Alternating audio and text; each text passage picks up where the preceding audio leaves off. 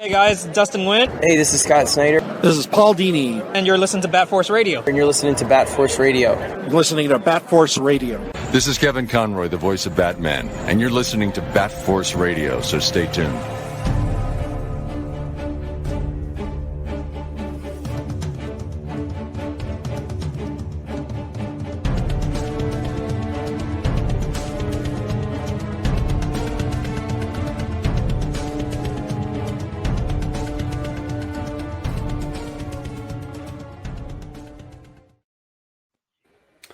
Welcome back to Bat Force Radio, the DC Batman podcast with no limits, and we are indeed taking a trip outside of Gotham tonight. We're going to go around the round table real quick. We got Grandpa Batman in Texas. A boot. We got Robin D. Cross in Canada. Howdy, howdy, howdy. I'm Bat Force Tom in California. And our next guest previously joined us talking about her 2 issues of Catwoman that became instant bestsellers, went on to multiple printings. Tonight, she's here to talk about 2 massive projects, a TV adaptation of her best-selling novel series, Arena Mode, and most recently announced a comic adaptation to the North Valley Grimoire, Miss Blake Northcott. Yay! Hi, guys. Thanks for having me. Are we talking to the real Blake? Yes. Yes, you are. Oh, my God. That's funny. Okay. I needed to make sure. I know. There's a lot of kind of imposters running around, guys. I don't know. Got to keep my eye on that. Well, you live this jet-setting lifestyle, flying all over the place, and yeah, people want to be you. This year's been pretty crazy, that's for sure. Yeah. It's been a couple of years. I think, when did those Catwoman issues come out? It was a while ago, wasn't it? Yeah, I mean, they were so much fun to work on. I have to say, like, people still come up all the time and they're talking about Snowflame, which was the best character ever. But they were, like, in the summer of 2020. But yeah, it was so much fun. And the only bad thing about it is they came out kind of right in the middle of the pandemic. So, you know, when I would be so excited to go to a con and go meet everyone who's reading the comics, you know, cons weren't really, you know, happening right then. So that was the only thing that was kind of a bummer. But yeah, it was incredible and so much fun. Yeah. And a mention to Kian Tormey, the artist on those. He did a great Yes. job with Snowflame and everything. Oh, he did an incredible job. Yeah, we had so much fun on that. I think we came on once together too, and we talked about them, and he was really hilarious. He was so fun. Yeah, I can't believe it was in the middle of the pandemic. I'm remembering now. I know. Yeah, that was crazy to think that seems like it's like a different world. It was like the Twilight Zone. Yeah. But yeah, no, it was great. I had the best time ever, and you know, Sean Murphy did the covers, and I was really actually so thrilled at how they became, you know, they sold out. They went into second printings because that's like, I guess, not as usual for. That's not a number one, right? Yeah. So, you know, for it to do so well and to have such a great response, it was amazing. Yeah, and you know, for a random book in a random, like you said, a random set of issues. I remember that it was like you got a big pop. Like, I remember like having to grab the copy at the shop that I did. And then the guy was like, "That's the last copy we have." I'm like, "Really?" He's like, "Yeah." And he's like, "Do you want me to put you down for the second one?" Because I wasn't pulling Catwoman, and I said, "Yeah, please." Yeah. So yeah, it was it was a hot commodity at the time for sure. Yeah. No. Yeah. And then I flipped it on eBay. No, I'm kidding. Yeah. Well, I saw that some people were putting them on eBay, which was crazy. But yeah, it was a perfect mix because you had, like you said, the character that you kind of played with. That was, I think people had a lot of fun with it, with what you guys kind of did with it. I think you guys just had a good combo of great artists, great cover. You were writing it. It was just kind of like, you know, magic in a bottle, I think. It was really fun to work together. The creative energy was flowing, as you might say. But CBR, actually, they did an article about the eBay copies being sold, which I thought was really interesting. And people still ask me about Snowflame and, you know, is he going to come back? Is he going to be in a movie or anything like that? And unfortunately, I don't have any information on that. But that would be really, really fun if it happened, you know. James Gunn, if you're listening, go for it. You laugh, but that's the kind of off-the-wall character that he likes to bring into things. Right. That would be perfect. I'd say do it. Yeah. I mean, why not? We got a movie called Cocaine Bear. Yes, exactly. Yeah. I remember a couple of weeks ago, someone messaged me and said, "Did you see your message? Or sorry, you were in the news something today about cocaine." And I was like, "What?" So I'm like madly like searching, who's saying I'm doing cocaine? What? And it was about a reference to the cocaine Snowflame character, and with the new movie coming out for Cocaine Bear. And I was like, well, that's a weird tie-in, but all right. Oh, that was recently. Yeah, it was like last month. That's awesome. Yeah. Crazy. Yeah. But you just got back from a pretty awesome trip from LA. Yeah. And you were mentioning, we weren't sure if we're going to be able to talk to you about some of that stuff. You know how it goes with the Hollywood projects. Things may happen, may not happen. You don't know how far and along in the process are you. But we just mentioned in the intro 2 huge things that have happened since we last had you on. 2 big adaptions. So, bring us up to speed. What is going on right now with all of that? Yeah, it's been kind of a wild year. I feel like we did a bunch last summer of all the cons. So, going to the conventions, and that's where I saw you guys, at the cons, which was so much fun. So I was doing a little bit of a media push because Heavy Metal released my novel, The Arena Mode, first Arena Mode book out of the saga. So there's 3 in the series, but the first one is out in Barnes & Noble and Target, and so in bookstores.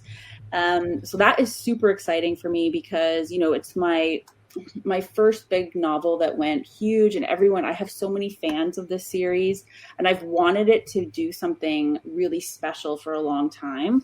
So I was kind of just waiting for the right opportunity, and working with Heavy Metal Studios, has been incredible. So they optioned it to get into development. So right now we're going through that. I can't really discuss too much of what's happening, but the novel part I can. So I was doing kind of a book tour to do signings and to talk about, how we have this expanded new edition that has a new cover by, there's incredible new art inside. There's spot art. There's a new foreword. So it's a new expanded released edition, which is exciting. Mm-hmm. So that's out, and that's still in the works, and I'm very excited about it.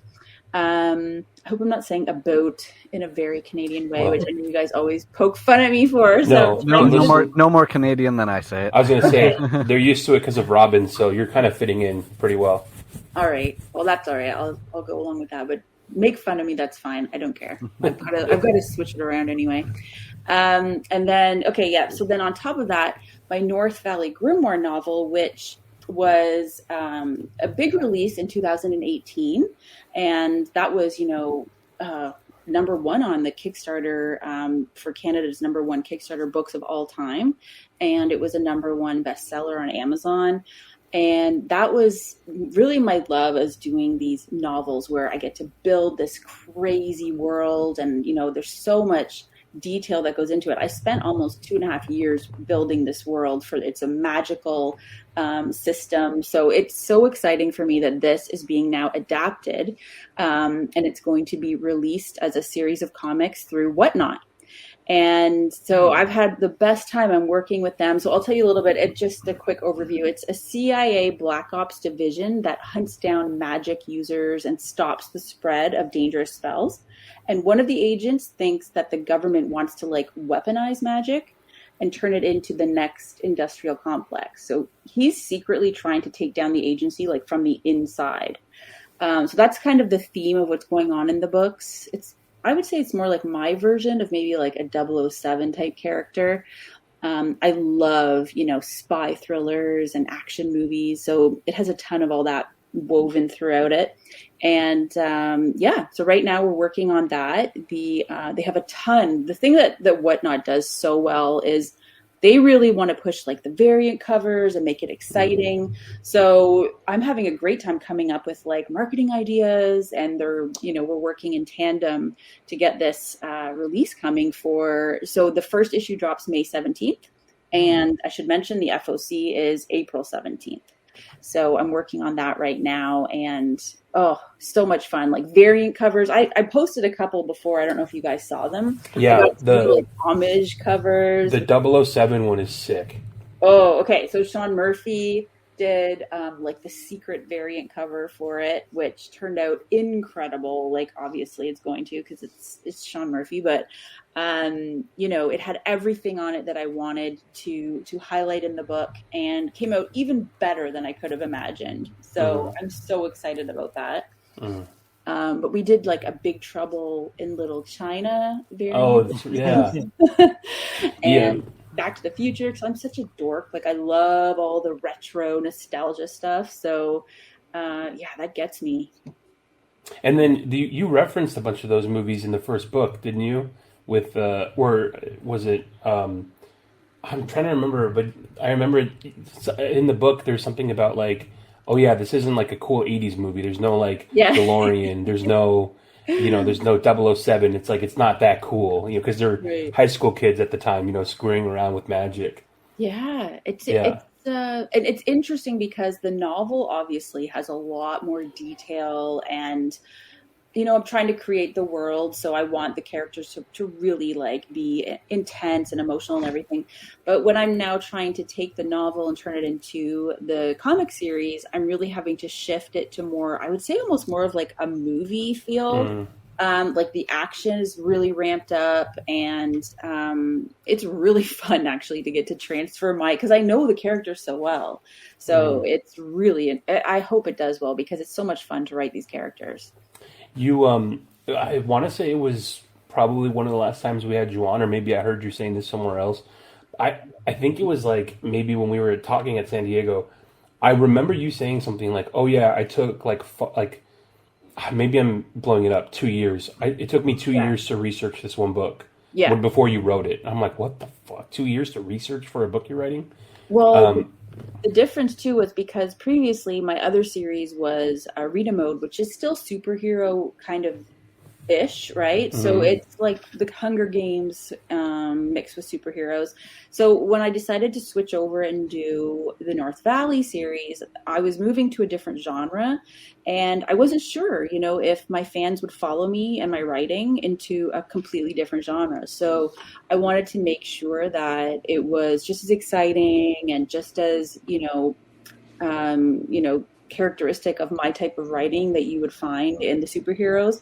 You would find it as well in this new series. So I took a long time to get it right. And I love it. It just makes me love action and spies so much. Yeah. So one of the things that I, when I was reading that really struck me is a lot of the background that you're putting into the program. It's called Father. What's the Father program? Division? Yes. Yeah. Father Division. And a lot of parts of it I remember reading, and I'm like, I wonder how. Okay, and I'm like, I'm nerdy when it comes to this stuff because I read this stuff. I'm like, oh my god, this sounds like exactly, because what actually happened in real life was the CIA was paying for they were using taxpayer money to fund psychic research after all that stuff from Operation Paperclip. We found all the files on how our enemies were looking into that stuff, and so the U.S. government was like, are they onto something? Should we do that? And so the CIA literally spent money, working with psychics to try to see if we can become psychic spies. And a lot of the stuff that you kind of talk about in the book, I'm like, yes, this is true, actually. No, this is actually true. So it was really cool to see that in the book. I think the name of the program you're talking about was MK Ultra. Yeah. I remember reading a little bit about that as well, my research and everything. But there is so much out there that I think, we don't know, I want to say even half, but maybe not even, less than that of what's really going on out there in, what they're investigating. And I think that the government actually was into the occult. I think they did have their hand in some of this stuff. So who knows? I mean, it's a really fun kind of like eye-opening thing to get to write and explore. You kind of go down one course and you're like reading about something, and then it leads to like 10 other cool things, right? And you're just like, oh my gosh, how much stuff is going to be crammed in this book? It's a rabbit hole you just go down, you know, and you get kind of lost in, which I love that stuff. So anyway, so I should mention, I had a spin-off story that was called The Omega Artifact, and that was optioned by a studio to be a feature film. So I know Kevin Mackley, who's the actor on The Young Rock who plays Macho Man Randy Savage. So his production company optioned my story, so that is in production with them. And so the reason that I went out to LA was Golden Apple is the comic store there, and they had asked me to come out to do a signing for my novels. So I was like, yes, I would love to do that. You know, I feel like I do a lot of representation and marketing all the time for comics and stuff, but my novels are sort of like my babies, my, you know, my heart and soul goes into my novels. So I always I'm always going to, you know, support anyone who wants to help, you know, get them out there and get people to read them. And so I was beyond honored to come into the store. And it was the craziest thing when I was there too, because the owner of the store was this great guy, and his name's Ryan, and he was like, oh, you know, we might have a celebrity come in today. I don't know, we might. Just keep your eye out. And I was kind of like, nah. You know, he's just pulling my chain, whatever. I'm just writing to people and meeting fans and stuff. And then he comes up and says, okay, at the end of your signing, please come to the back of the store. There's somebody I want you to meet before you go. And I'm like, oh, cool. Yeah, okay. So I'm, you know, getting ready to go. I'm all kind of like rushed and like I'm going off to my next thing. So I go to the back, and there is standing Samuel Jackson. And he's like, I told him you were coming in today, and he wanted to know if you could sign him to your books. Can you get him a couple of copies of your books? And I was like, oh my God. I'll give him all the copies. Yes. What the heck do you even say, right? So this is so funny. So I got my books, brought them over. I'm like, my hand is shaking. I'm like, what the heck do you write to Samuel Jackson? You're the greatest. Like, what do you write, right? Surprise, motherfucker. No, that's not. Yeah. Okay. So after I gave him the books, I turned to the owner of the store and I was like, is it okay if I like get a selfie with him? Like, is that all right? And Samuel Jackson turns and looks at me and goes, why are you asking this motherfucker? I'm right here. And I'm like, am I in Pulp Fiction right now? It's crazy. I saw you post that selfie and I thought, is that really? Is that a lookalike, or is that him? That's really him. It's really him. He's That's so funny. cool. He was so funny, so down to earth, like just asking questions about the books and stuff. And oh my gosh, that was like crazy. So what did you write in his book? Oh, I was thinking about doing something really like cool and saying something about like a Royale with cheese or something funny. Does he look like a movies? But then I was like so like shook up that he was watching me do it. I'm like, oh my gosh, I'm probably gonna spell it wrong. So I just put like, to Samuel, you're amazeballs. Like I couldn't think of anything to do. It wasn't cool or anything. But Yeah, that's awesome. That's awesome. that was fun. Was it the same trip that you went backstage for the Evanescence show and signed their comic at their show? So the other thing I've been working on this year, which has been absolutely so much fun, is I'm working with Amy Lee, who is the lead singer from Evanescence. And so we did 2 stories together over the past, I'd say, year and a half. And I got to work with Abigail Larson and Sia who are the most incredible female team of artists. And we had a blast. So Amy had messaged, and said, I'm going to be in Toronto for like one night. I'm doing a tour with Muse and we're coming. Holy to Toronto. shit.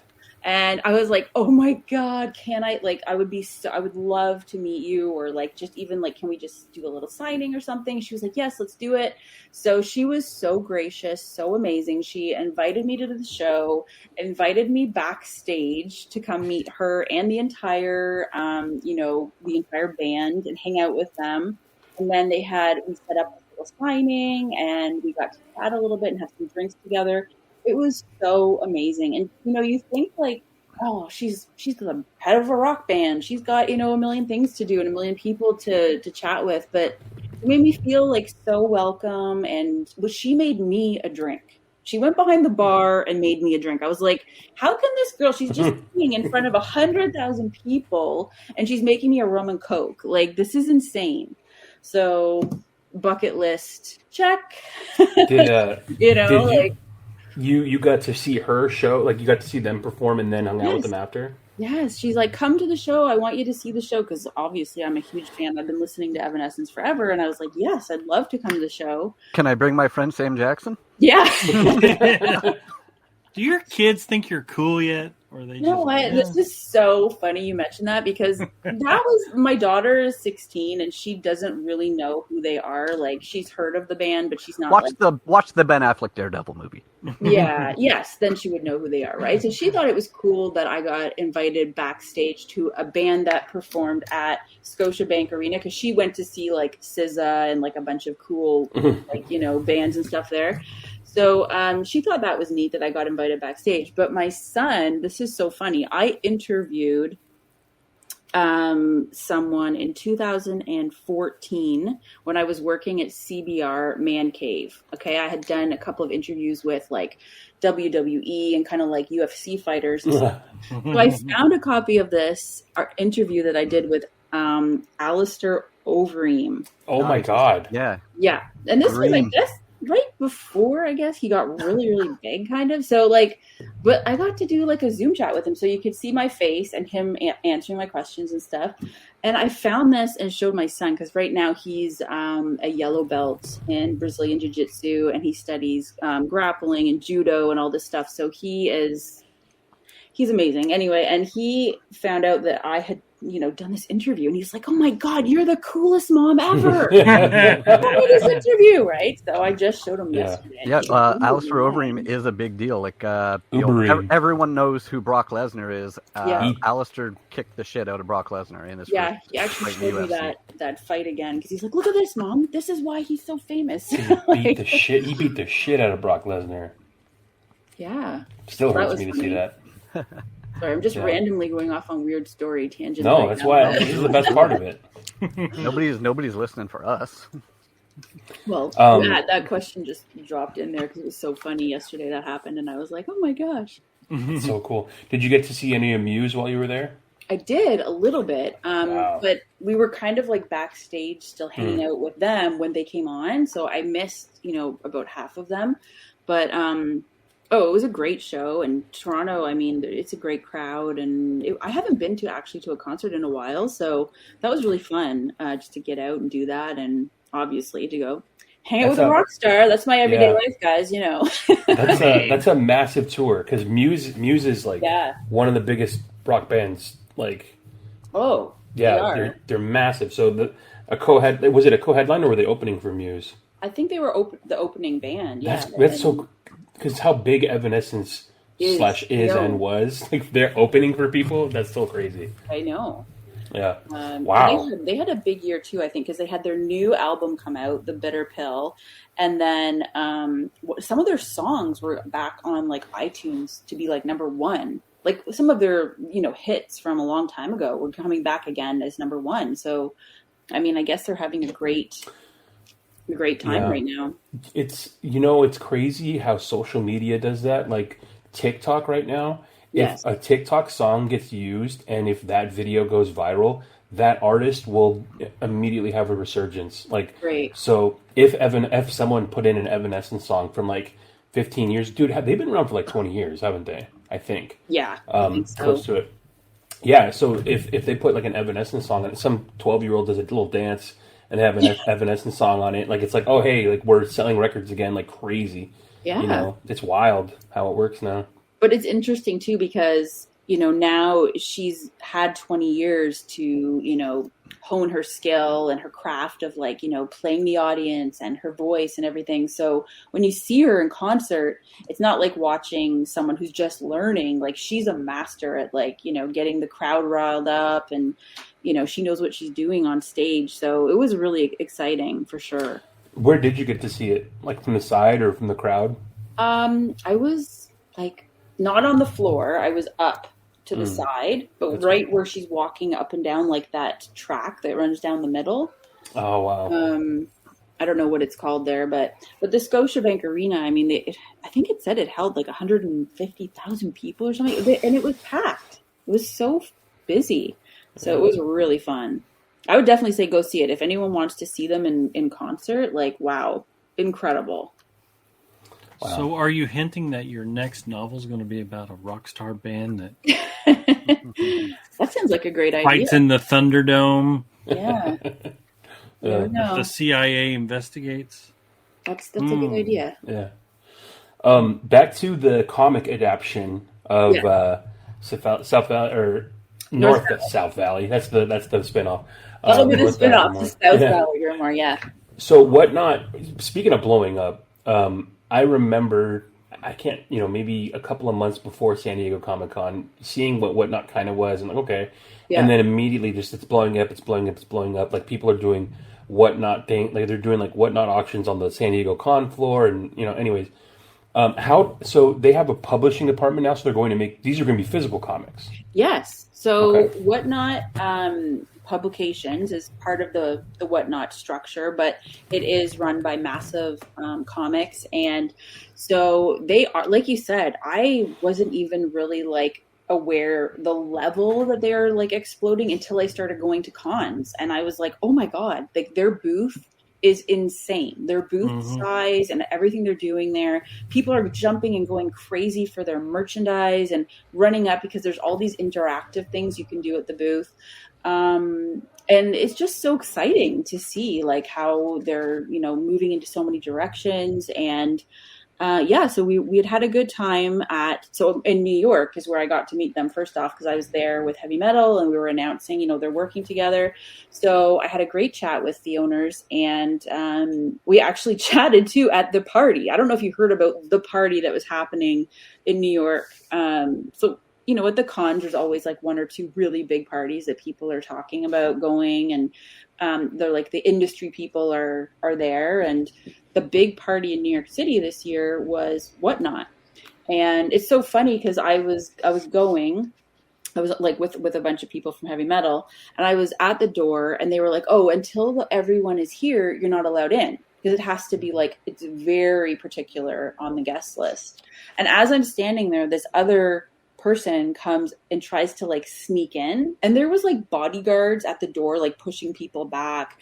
So I decided just to go to this bar next door just to wait until my whole party arrived, and then we were going to go in together. So as I'm sitting there having a drink just waiting for my friends, I hear all these people at the bar saying, oh, did you get into the Whatnot party? Could you get in? No, I couldn't get in. They turned me away. And then this other guy found out I was going and asked me if I could sneak him into the party. I'm like, what is going on with this crazy Whatnot party? Like people are trying to sneak in and they're all talking about it. So, finally I ended up going in, and it was really, really cool. I hadn't been to anything like that in New York before. It's like 3 levels in this crazy industrial warehouse. Like the top level had its own party going on with like cool installments of stuff set up where you could go and like look at all the neat things like inside like these glass kind of containers. And then there was a huge party on the main level that had like big projectors that were projecting stuff all over all the side of the walls and all over everything. So everywhere you looked, it looked like you were seeing like laser beams and stuff shooting through the air. There's like a DJ, there's bars, there's people partying everywhere. Then there's these stairs that go down this like roundabout thing. And in the basement, there was another party happening downstairs. So it's like 3 separate parties all in this one massive building. It was crazy. Anyway, yeah, they're on fire right now, and I'm super excited to be working with them. And so we're doing the issues come out, and the first one, like I said, is going to be dropping May 17th. So just stay tuned for more. I'll be posting up, like reveals and covers and stuff like that on my Instagram and Twitter, and I believe they're reposting it and stuff. So it's exciting. I'm having a great time working with them. Yeah, the first time I heard about Whatnot, I think it was from them doing like the live stream comic sales. Was that what they began with, and then everything came after?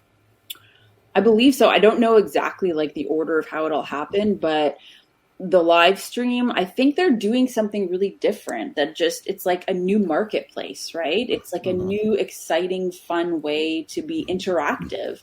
And especially, coming on the heels of COVID, where people were kind of like inside in their homes, you're wanting to connect with the world, you're wanting to buy things, you're wanting to be a part of the process of like putting the whole thing together and the sale of it. So I think that all of those elements just really came together at the right time, and it just like exploded. Yeah, because I know they do collectibles and they do like all kinds of stuff. Yeah, I can't remember what. I know the reason I heard of it the most was because of comics. You're right. They do like other collectibles, but I think what most people gravitated towards eventually and jumped onto was the comics, because what started happening is comic creators started getting involved and started putting out like sketch covers or like certain signature series or whatever that they were only doing on Whatnot, or they were auctioning off like original artwork. And because it was so new at the time, not too many people had jumped onto it. So people were getting like insane deals on like sketch covers from, like, for example, our buddy Ben Templesmith, I'm like forgetting his name. It's our buddy, don't know his name. Ben Templesmith, actually at San Diego, he had somebody with him, and he was telling us, like, we were talking to him, and he was like, "Oh yeah, I'm doing this Whatnot auction, blah blah blah." And I was like, "Oh yeah, man, Whatnot? Like now you're jumping onto it." And his buddy was with him, and his buddy's like, "Yeah, I don't know about that. What's the big deal?" And Ben Templesmith is like pitching his like friend, who's also a creator, on like, dude, it's like a direct way for you to auction off something to fans. Like, you invite your fans, give them the link, they all come in, and it's like, it's just kind of spreading awareness and stuff like that. But I mean, it's gotten bigger now. But like I said, at the time, I remember seeing like people coming away with like crazy stuff for like, way less than you'd be able to, get at a convention or something like that. It's probably not that way anymore. But now that it's like blown up, but I remember that's why it was getting so much traction. Is like, oh my God, like there's so many cool things you can get from, really cool creators all the time, It's like the home shopping network for geek merchandise and like, all the fun stuff. And I think this began in like China and Korea, and they kind of copied this model. But it's taking off, and, it's really successful. And I think people really enjoy it. They enjoy the experience of like getting to like see the people that create the comic, and, they're talking about it. They're excited about it. You get to hear why they're excited about it. I don't know. It's fun. It was, I guess, helpful for certain comic shops too, especially like you said during the pandemic, when people can't go into a shop. So this was a way of getting stuff to the people, and they're doing it every day, like live claim sales every day. So the potential for them to make money was really big and helpful. So but it's really cool to hear like they're doing like comics now. Yours is, I think, the first one that I saw that it's like, oh shit, like they're doing like real comics now. Well, they did. They've had a couple that have went pretty big. Like they had a massive one with Wesley Snipes called Exiled that just came out and sold incredible copies. And, they had a bunch of covers, really cool covers. And I was meeting with them in New York when they were selling that comic. And I couldn't believe how many people were coming up and saying, I just want to buy 30 copies of this. Whoa. Give me 40 copies of this. Like all the foil covers. I want all the foil covers. Like this one guy just came and bought 60 of them. At the so booth. I was like, wow, like people are really loving this. So they're just doing a whole bunch of different things. It's cool when it's something, new that not a lot of people have jumped on, or it's you get to be a part of something new and fresh. Yeah. And it's also cool because it's not always like one of the big two, right? So people get really into that. If it's like indie stuff, people really like, blowing indie stuff up or helping to see where it goes. And I love the idea of all the variant covers. I mean, it's for collectors and for people who are really interested in, the different styles. They do sketch covers. They have variant covers. They do a lot of nostalgia covers, which I'm so for. There's one we did that was even like a throwback to GoldenEye. Over like the video games and all the different, cool. You can just be really creative. I love that. Yeah. When did you kind of know that it was like with this adaption? Was it always like Whatnot that you were gonna go with, or were there other kind of things that you were like, we'll see, and then essentially you got, it was Whatnot that kind of you went with? Where did you like realize where it was gonna go? Well, the novel did so well, and I was. Let me just say, because you really undersold it. Correct me if I'm wrong. Was it this novel that was the best-selling the fastest, most backed Kickstarter of all time? It was Canada's #1 Kickstarted book of all time. That's insane.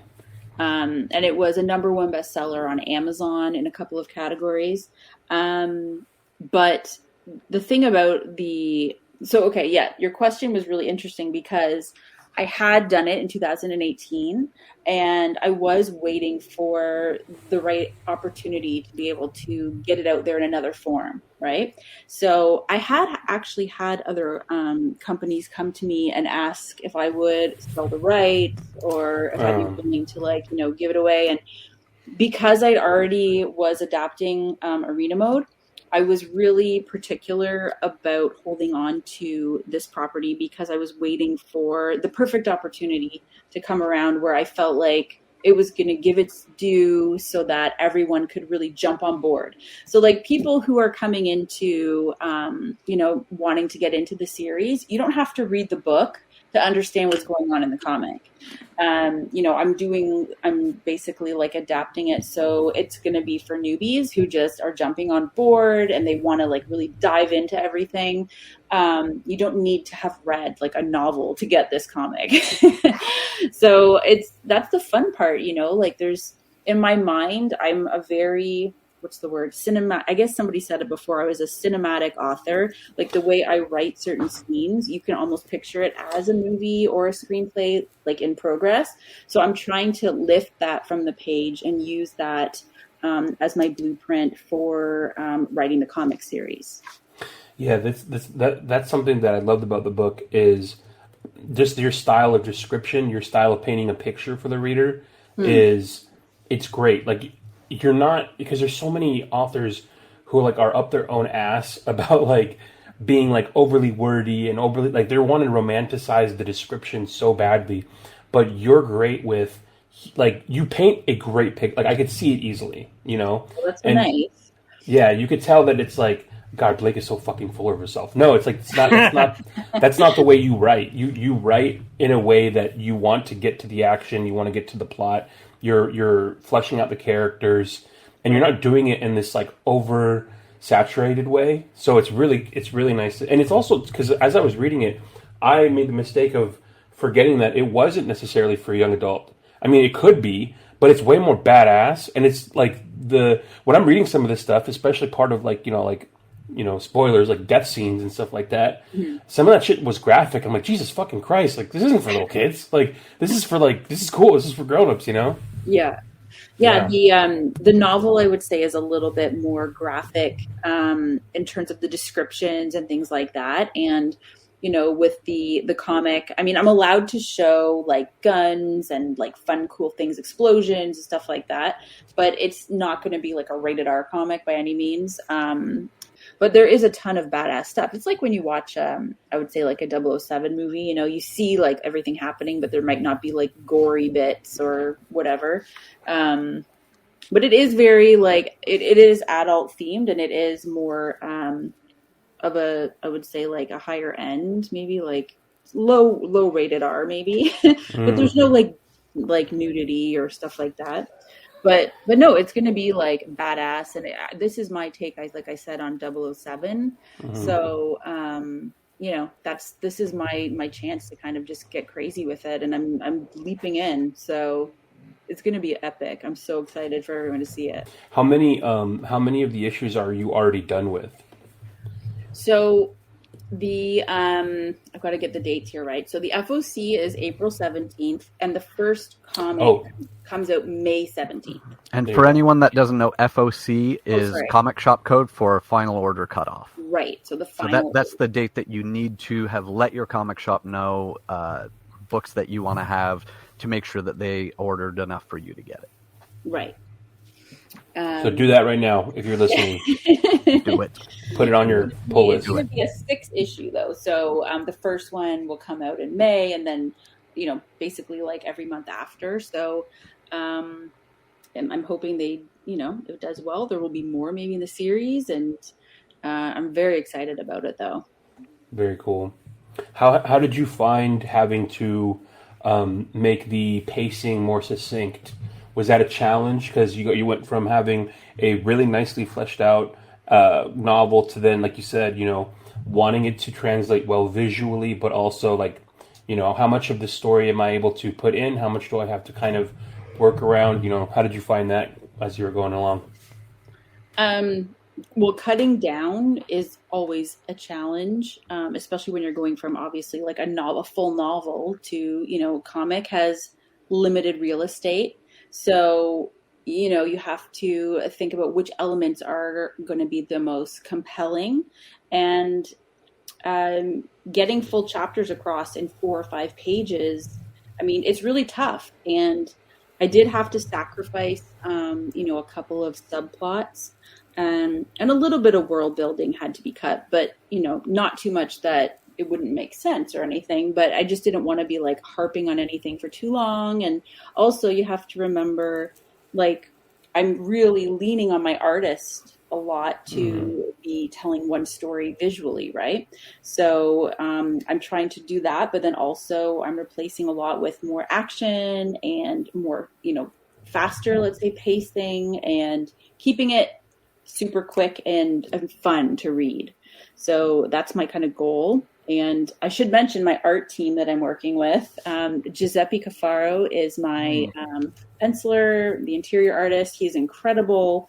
And he is just amazing. Like, I'm asking him to do certain things, and he'll whip it back to me like the next day and be like, is this what you meant? And it like blows my mind. I'm like, yes, this is exactly what I meant, but better, right? And Brian Valenza is the colorist, and I've worked with them previously. We did stuff together for Heavy Metal. We did a Synapse story, and I've also worked on another project with them that I was working on last year, actually, for a graphic novel that I did with them for a female pirate story, which is super fun. So anyway, they are an incredible team, and we're just having a great time doing it.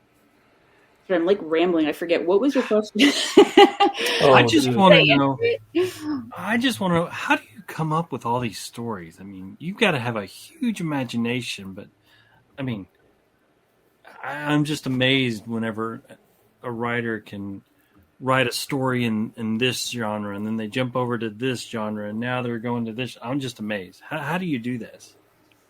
I don't even know. I think you just do it. You get an idea or something that's like in your brain, and it just won't go away. And when you're thinking about the same idea over and over again, I find those are the best ideas, because if you can't let it go, it's something that you really see potential. You see, what it could be. But I also try to bounce around, and I read a lot. I mean, I'm watching TV and film, reading, and also try to see different things, different genres. So I try to like go between watching like comedy and then action, drama, westerns, like mixing it all up just so you get a good overview of all these different storytelling techniques and the basics basically in all the different genres. And they all lead to different ideas, right? So I guess that helps maybe shake things up in your creativity a little bit. Yeah. I don't know. If you had to pick between, you can only write one genre for your next topic, what would the next one be? You mean if I had to do like a next novel? Yeah. Definitely a spy book. I would do like a regular spy thriller for sure. I'm really deep down to the spy stuff right now. So yeah, I'd love that. Yeah. It's fun because a lot of it could be based on like actual crazy stuff that's happened, like actual spy warfare that like countries engage in, which like, things get declassified like 30 years later and you're reading this stuff and you're like, oh my God, we did that. Like, that's insane, you know? And Yeah. it's wild to think of the psychological warfare that's going on, you know? Yeah, I mean that's part of the concept, I guess, too, that I like to play with is, always to blur the lines a little bit about whatever genre I'm working in. I mean, maybe no magic isn't real, but what if it was? And how would the government handle it? And what would this lead to? Kind of those type of questions. And when you keep, going down that road and asking yourself, well, what would happen if X, Y, Z happened? I think it leads to a lot of interesting ideas and world building and coming up with a concept for sure. Yeah, one of the main characters loves conspiracy theories, and a lot of the stuff that she thinks of or worries about actually has a lot of truth to it, and kind of drives some of the plot sometimes. What would you say is your favorite or most interesting conspiracy theory that tickles your fancy? Oh gosh, I'm going to sound like such a nut.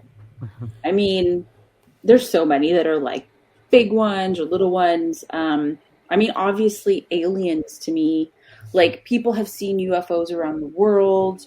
You can only, there's so many galaxies and solar systems out there. How can you just think like, how can we be the only planet with like sentient life on it when there's billions of other stars and galaxies out there, right?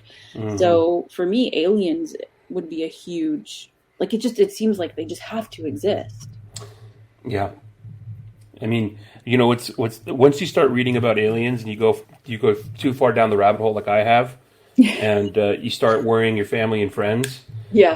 The coolest part is you realize what they actually are, or what they're more than likely are, which is not from another galaxy, because the science and travel behind that are just too difficult, regardless of what it is. But they're interdimensional in like possibly an alternative timeline or dimension overlapping ours. What? Yeah, you see that? Yeah. See? Yeah. So you don't sound like the nut. Like then you have to define what's a dimension. It could be this plane that we live in, this 3-dimensional plane. Which, if you think about it, if you consider all the different dimensions that there possibly are, we're very limited to our 5 senses in this 3D reality. I mean, just this broadcast and this recording right here is a dimension, right? True, it is. Yeah, so this is a good. And I'm outside this dimension, but I can see myself in this dimension. You know what, Gramps? Absolutely, this is the perfect analogy for what UFOs are. So imagine we're creating this broadcast right now. People are listening to it. We're not in the broadcast, but we are creating it. We're outside of the broadcast creating what the listener is listening to. So UFOs are actually from a different dimension that are going into the broadcast and kind of altering it. And all we're seeing is like the finger from like the insert, wherever it's looking at. There's something else controlling it from behind the scenes, which is the scariest part. The only flaw with that whole thing is no one's listening. So aliens are podcasters. Yeah, aliens are podcasters. Yeah, podcasters. Whatever. Wow, that's crazy. Yeah. I'm an alien. Yeah. Yeah. That's so funny. You know what trips me out, Blake, is like you are so busy, but you're also like so positive and so happy, and like you never seem like upset or bitter. You never seem like you're having a bad time. Even like hopping onto this, like you're like, oh my god, like, but you're in a good mood. Like, how do you keep from burning out, or do you burn out, and you just have a really good way of not showing it because you're so busy? Thank you. This is a compliment. I don't. I think it's because I am honestly my secret power is that I'm a mom, and that is my first job, and that is my best job, and my love of my life, my kids, and when I'm dealing with their stuff, it's like. Everything else just kind of falls away, like isn't important. So, I just don't get into the drama of whatever is going on in social media or whatever. I'm trying to just be a positive person. And I don't know, that's just my general like outlook on life. I think I do have bad days. I do get tired. Oh my gosh. Like I told you coming in here, I was exhausted. I have problems like everyone else. Believe me. I have a really good support system around me though. And I feel like I don't know. I just really am a positive person because I had a really crazy couple of weeks, like with family stuff, just like everybody else has. And I'm taking it day by day, and I'm, venting, and I'm doing I didn't sleep very well last night, but it's like, yeah, this stuff happens. This is part of life, and you just suck it up, buttercup. Keep going. Yeah.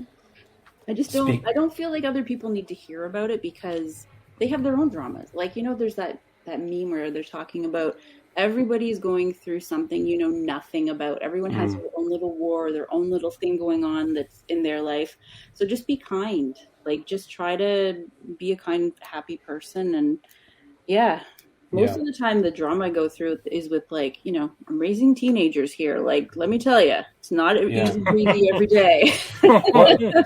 It's funny because we think you're totally cool, but when you have teenagers, it's completely different. Oh yeah. But it seems like I'm humbled by my teenagers. Let me tell you. They seem to enjoy, at least from the surface, spending time with you, though. Yeah, but I forced those pictures on them. I mean, I don't know how cool that is. A couple of times I've heard, Mom, like, my son really doesn't like it as much, so I try to just do it when he wants to. And my daughter's a little bit more outgoing that way, so I'm okay with Shield. I ask her now, is it okay if I post this one? And she'll say, well, not this one, but maybe that one. Very Okay. I'm mindful of it.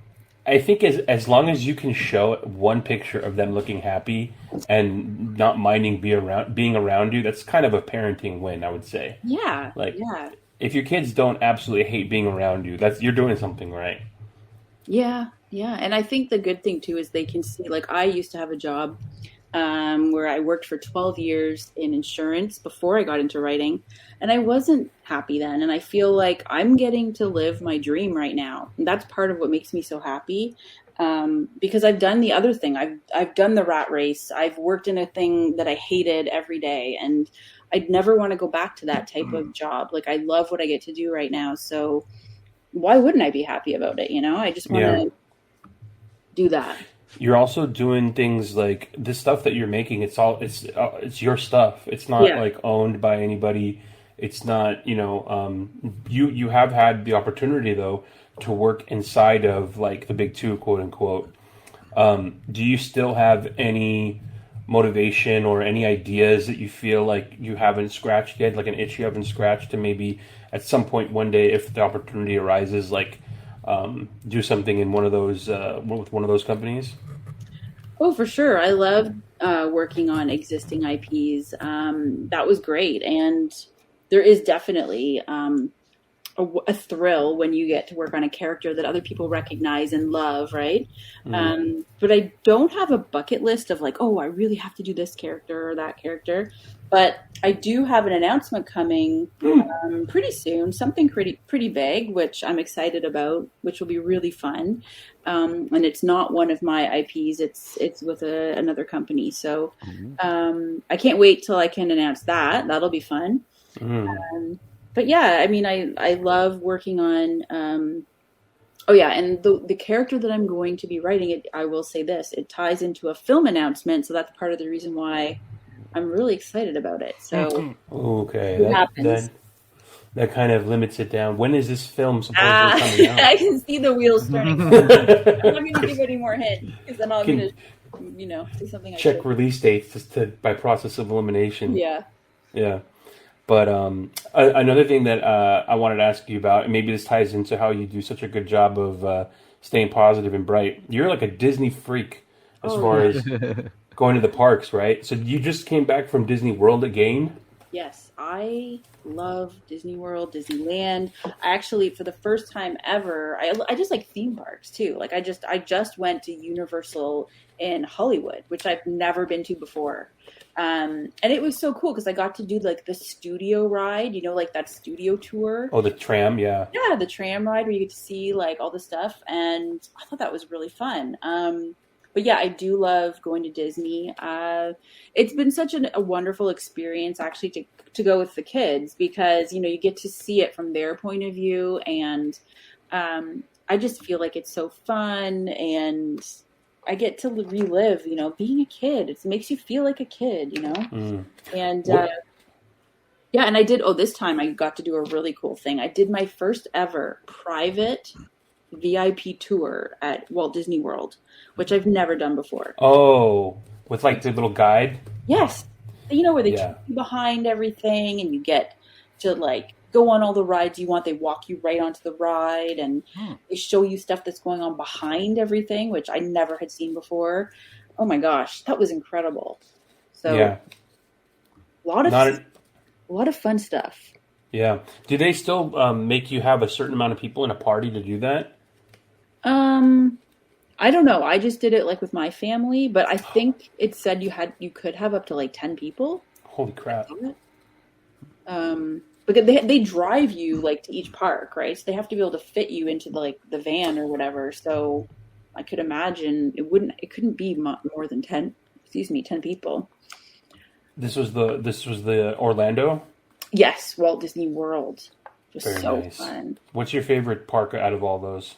I went on the new ride in Epcot, the Guardians of the Galaxy Cosmic Rewind, and it was epic. I have to say, I'm not a fan of like thrill rides usually. Like I don't like the ones that go upside down, but this one goes in like, it's very smooth and it goes in like circles, I want to say.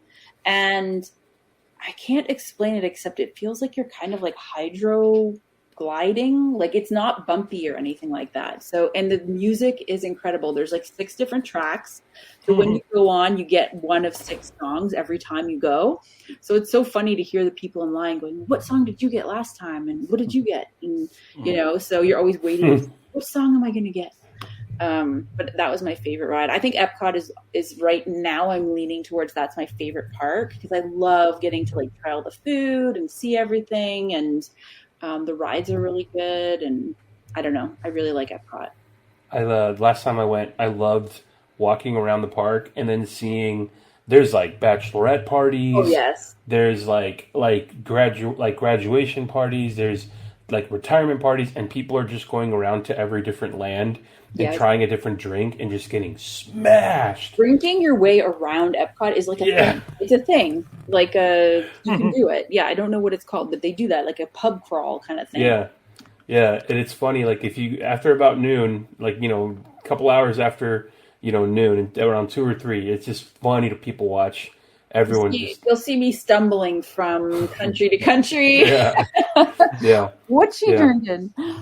You know what really pissed me off is the last time I was there is I was so pumped because I know it's so like nerdy and it was so dark and weird, but I used to love the Scandinavian boat ride that they had. Okay. And I was like, hell yeah, like I'm going to go on that Scandinavian boat ride. It's going to go through Norway and Sweden.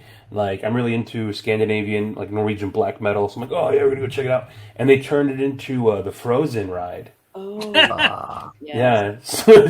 And it was so cool before because like it was like, I don't know if you guys have ever been on the Peter Pan ride, but it was similar to that. And kind of like Pirates of the Caribbean too, where it's like dark and really moody. And it's like they're showing you Norway and Sweden, and it's harsh and like desolate and bleak. And there's like burning churches.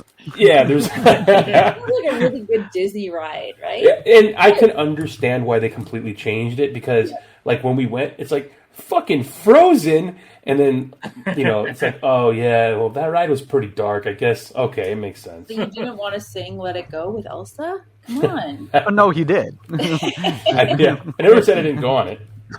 Yeah. Oh my gosh. Yeah. No, like the people who go to Disney parks are awesome, and they'll always stop and say, "What's your favorite thing to do? What's your favorite?" Like everybody has a favorite thing, and they want to share it. And I find that community is very welcoming and fun, and I've enjoyed posting.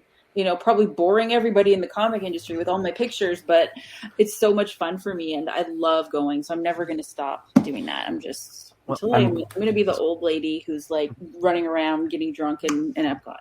Many comic creators are big fans of theme parks like that. Like, Scott Snyder used to work at Disney. Josh Williamson loves parks, going to them, and wrote. He's now writing a comic that's based on theme parks, but a horror one. That's cool. It's a big thing with comic creators is these parks. Yeah, something about you guys in theme parks. You guys. You people. You guys. You got to say y'all. I'm happy to hear that you haven't had any kind of negative interactions with anybody at Disney. Did you hear about several years ago about the downtown, or no, it was the Main Street Disney gangs that were getting into it with each other? No. So there was a whole controversy because I remember seeing a lot more of them about 10 years ago, and it's that you still see them here every once in a while. I'm not sure if Disneyland banned them at one point, but there used to be this big thing where people would like join social clubs. They would make Disney social clubs, and they'd wear like they'd make it like biker gangs. Yeah, patch jackets and denim jackets, and they'd put their names on it. It was like, you know, Goof Troop, or it's like Disney's Angels or whatever, and it's like they looked like biker gangs, but it was Disney. And at one point, they started like getting into beefs with each other, to the point where there was an article that came out one year where it said that one group wanted to have a birthday party on Main Street, and they were getting extorted for money by a different group that was threatening to like have something bad happen if they didn't pay a certain amount of money for protection. What?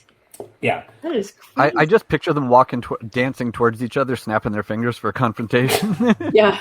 I might have to cut this part out. Maybe that whole story. That would be an amazing story for like a book or a comic. Blake needs to write that story. I was gonna say, yeah, there's somebody to write it. That would be awesome. Yeah, that'd be super dope. Lee, you come on here thinking that you're just going to promote your show. We're giving you ideas. That's right. Maybe not good ones, but nonetheless. Yeah, they're great ideas. I love it. Well, those ones you could just sell the rights to, and then just, you know, it's okay. You do whatever you want. Yeah, I did that, but yeah. Oh my gosh, that's so funny. I've never heard of that before. I mean, there is a lot of underground stuff that, you know, it's like for people in the know, you know, kind of, I guess, especially if you are a resident for there. A lot of people are YouTubers or bloggers, and they're residents of the area, and they go all the time, and they're blogging all the time. And I know that, you know, they have, I guess, what do you call it, like a year pass or whatever. I mean, those people must know a lot more about the ins and outs of what's going on. Do you follow any of like the food channels that do like the Disney food treats and stuff? They keep tabs on like what's. Yeah, I knew it. Yes, of course they do, because you know you gotta know what all the good treats are. Yep. You gotta know what's coming out when you're going. There's like certain festivals on, right? So what do we have to try? What do we want to do? I'm a huge I research way too much stuff like that. That's what makes it good. You know, that's how you know it's good stuff. But I have a question for you guys. So the Blue Beetle trailer dropped today, and there was a Batman reference in it, and I think we need to discuss this. Have you guys heard of this? Yeah. Yes. Batman's a fascist. I saw that. What do you guys think about this? George Lopez is like the stinky like rocker uncle. Is that what he is? I think. Yeah. So this is, I don't know. Yeah, I saw the trailer. I don't know. It's this whole direction of movies. I don't know. So for everyone who hasn't seen it, the Blue Beetle is like, you know, the Blue Iron Man or whatever, and it's a fun trailer. But at the end, the Blue Beetle's uncle says Batman is a fascist. Yeah. So I was just like kind of blown away by that. I was like, this is such a bizarre line of dialogue to throw in there, right? Yep. It's surprising that it's in a DC film, but it's definitely not the first time it has been said. No. But yeah, I was surprised to hear it in the trailer too. Usually it's from like everyone who hates like DC or Batman that is saying it. Yeah. So the thing that got me is like, we know that Bruce Wayne is a billionaire who is really Batman, but to like the characters inside the universe, Batman is just like an urban legend or something, right? He's like someone who fights villains, and he's kind of this shadowy figure in Gotham. So that's why I was confused, because I'm like, there would be no reason for anyone to think he's some like authoritarian political figure or something, or even wealthy. He could be anybody. So I was just really confused. I guess just from the standpoint of, you know, he uses violence to enforce law and all this stuff. And I guess like technically are they still using Ben Affleck's Batman because that's, as of now, he's still kind of the DCU Batman. No, because That's so confusing, Blake. Because like all this, because it's a James Gunn, it's under the James Gunn umbrella, but it was the movie was already written. It was already it's grandfathered in. Filmed. Yeah, so it's technically not under his umbrella, but it's so weird. It's just like, because I'm like, okay, well, what version of Batman are they talking about? Is it Ben Affleck that they're talking about? Because it'd have to be because it's BVS, and I could see it was already written back then. It was already right. filmed back then, and Batman, the Affleck Batman, kind of was authoritarian in a way. And I'll be honest, Blake, things are getting so bad. I kind of don't mind that someone just kind of takes control and starts cleaning this place up. To be honest, so it's okay by me. If I don't know, I was just confused because I felt like, well, you could label that every superhero everywhere. They all use violence to fight crime and evil. So then, by that definition, every superhero would be that definition of a fascist. Yeah. So it just didn't make sense to me. But it's all Garth Ennis' fault because he opened that whole can of. Was it The Boys? Right. It was The Boys, right? That he did. Mm-hmm. That's kind of the whole premise of The Boys. Yeah. Which does it so well. Yes. Love The Boys. Yeah. That show has gotten so crazy big. What was that stat that came out? Like it had more streaming minutes than any of the Marvel or DC shows. No way. Yeah. Wow. Well, I guess it's longer. Well, like Carl Urban is like crazy big famous and good for him, man. I don't know. How much time do you spend like in the city around Toronto? Do you ever see them shooting scenes for The Boys? Because that's where they shoot it all. I mean, I haven't seen them shooting, but when I'm watching the show, I can definitely identify like, oh, that's Nathan Phillips Square right there, or like I can see where they are. Like I know which street they're on. I'm sure you tell or like. Yeah, I recognize some places, and the weekend of Fan Expo when I saw you at the con there. Yes.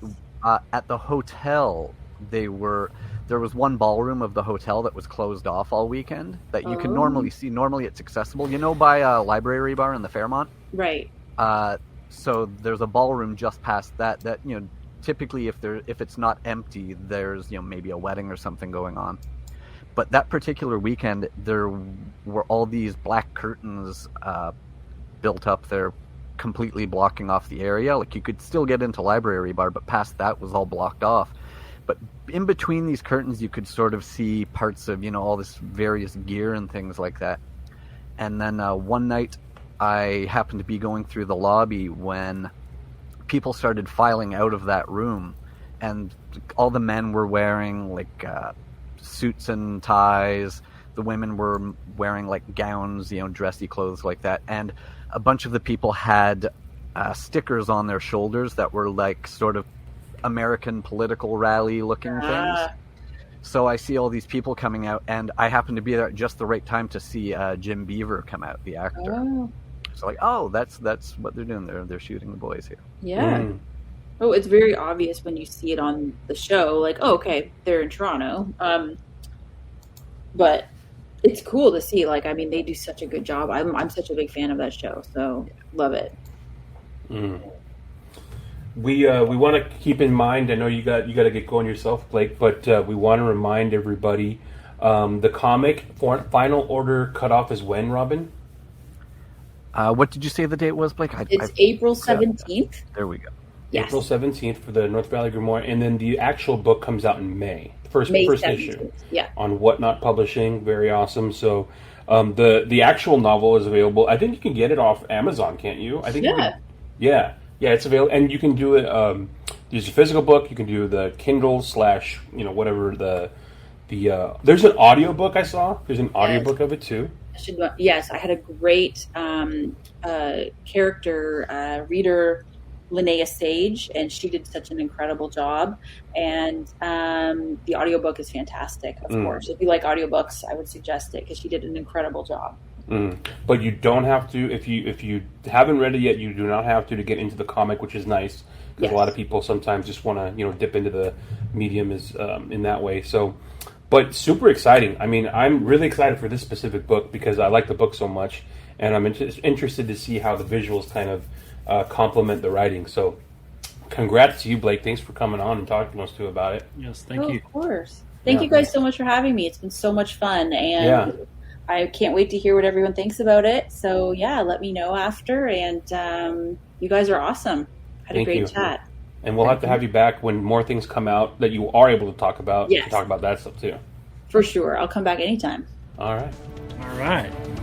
All right, everybody. Bat Force over and out.